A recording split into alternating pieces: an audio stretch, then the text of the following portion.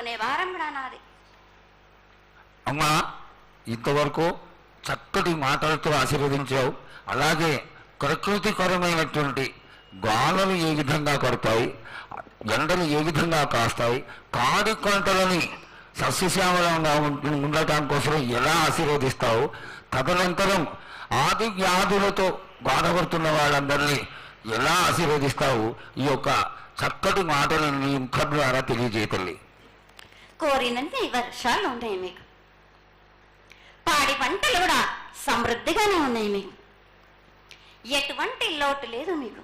కానీ మీరు మాత్రం ఆనందంగా సంతోషంగా ఉండండి. ఎటువంటి అనుమానాలు పెట్టుకోకండి.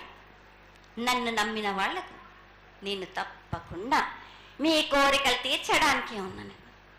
వర్షాలు మీకు కోరినన్ని వర్షాలు ఉన్నాయి మీకు, ఎంత కోరుకుంటే అంత విధంగా ఉన్నాయి. కానీ అంతకు మించి మీరు కోరుకోకండి. అమ్మా, నీ ఆశీర్వాద బలం ఉన్నంత వరకే మాకు సంభవిస్తాయి, దీనిలో ఏమాత్రం సందేహం లేదు.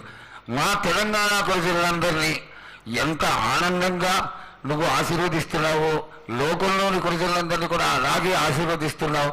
అయితే ఇక్కడ ఒక చిన్న సంశయం ఏంటంటే, ఏనాడు నిన్ను బాధ పెట్టాలని కాదమ్మా, దినదిన కృతమానమై ఈనాడు వందలు వేలు లక్షలు కోట్లలోకి వచ్చేసారు జనం. ఈ కోట్లలోకి వచ్చినటువంటి జనమందరూ 48 గంటలు ఎడతెరికి లేకుండా నీ దర్శనం చేసుకొని నీ యొక్క ఆశీర్వాదం పొంది నీకు పలహారాలు పండ్లు అన్నీ సమర్పించుకొని నీ తృప్తిని తెలియజేయమని వేడుకుంటున్నారు తల్లి. నన్ను దాటి రావాలండి.